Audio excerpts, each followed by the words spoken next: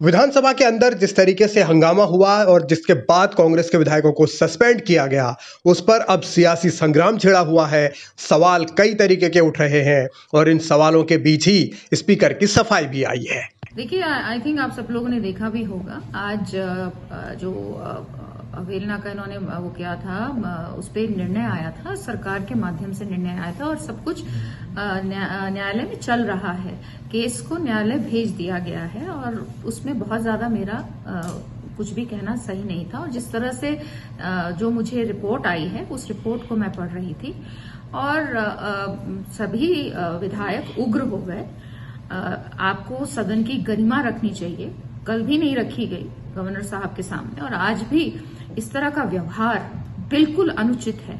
आप बातचीत कर सकते थे, आप मुझसे अलग से आके बातचीत कर सकते थे, लेकिन इस तरह का उग्र व्यवहार क्या प्रदर्शित वो करना चाह रहे थे, क्या दिखाना चाह रहे थे, मुझे नहीं पता है। टेबल तोड़ा गया, आपने हमारी जो रूल बुक है उसको फाड़ा गया, आप टेबल पे चढ़े, आप अध्यक्ष की कुर्सी टेबल पर कूदने को तैयार हैं, हर तरह की भाषा वहां इस्तेमाल हो रही है। तो इस तरह की चीजें सदन में नहीं होनी चाहिए।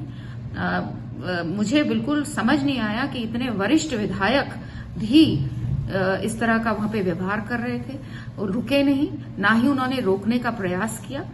आप अध्यक्ष की गरिमा नहीं रख रहे थे, तो मुझे बहुत दुख है, लेकिन एक डिसिप्लिन के तौर पे होना चाहिए। इस तरह विधानसभा अध्यक्ष सीधा सीधा यही आरोप लगा रही है कि कांग्रेस के विधायकों का आचरण सही नहीं था, संसदीय गरिमा को तार तार किया गया। कांग्रेस के विधायकों ने जो किया वो किसी भी कीमत पर बर्दाश्त नहीं किया जा सकता, ये दावा स्पीकर कर रही हैं और इसीलिए उन्हें सस्पेंड किया गया। लेकिन उससे पहले स्पीकर ने क्या किया वो भी एक पहलू है। निर्माण विभाग मंत्री अवगत हैं, देहरादून मंसूरी भ्रमण पर आने वाले अधिकांश पर्यटक धनोल्टी। कौन सा प्रश्न पूछ रहे हैं?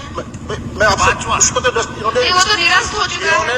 देखिए, ये गलत, ये गलत, आप उसी प्रश्न को पढ़ रहे हैं जो निरस्त हो चुका है। केंद्रीय विषय है, निरस्त हो माननीय चुका है अध्यक्ष जी। उन्होंने कहा कि केंद्रीय विषय है, प्रश्न केंद्रीय विषय नहीं है माननीय अध्यक्ष जी। आप हमारा कहना है सड़क परिवहन ये समूर्ति विषय है, ये राज्य सरकार की जिम्मेदारी बनती है। नहीं बनती है, लेकिन केंद्रीय है। नहीं, आप राज्य सरकार की है इसमें और मेरा जिम्मेदारी सरकार कारण मैं आपको दे चुकी हूँ, आपसे निवेदन और इस करती तरह हूँ। से अपने प्रश्न के जवाब देने से बचना चाहती है सरकार। बिल्कुल, प्रश्न संख्या 6 श्री महेश जीना जी। माननीय अध्यक्ष जी, ये पड़ावा मान लिया जाए।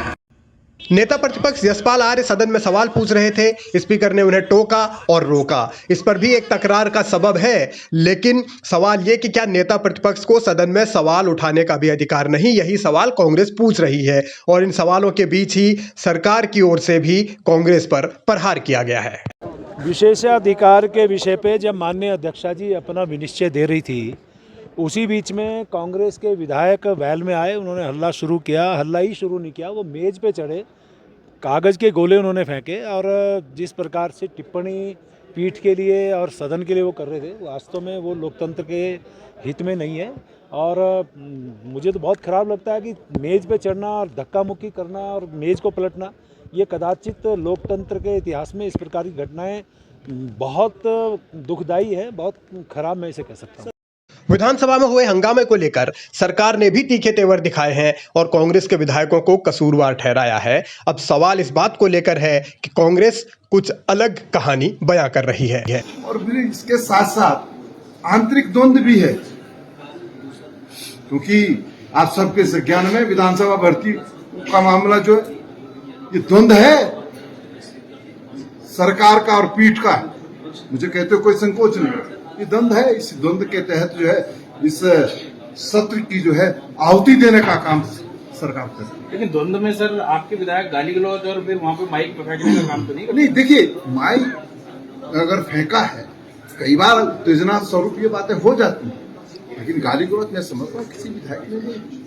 सरकार फेस सेविंग करना चाहती है, पर सरकार नहीं चाहती कि सदन के अंदर विपक्ष जिन मुद्दों को उठा रहा है।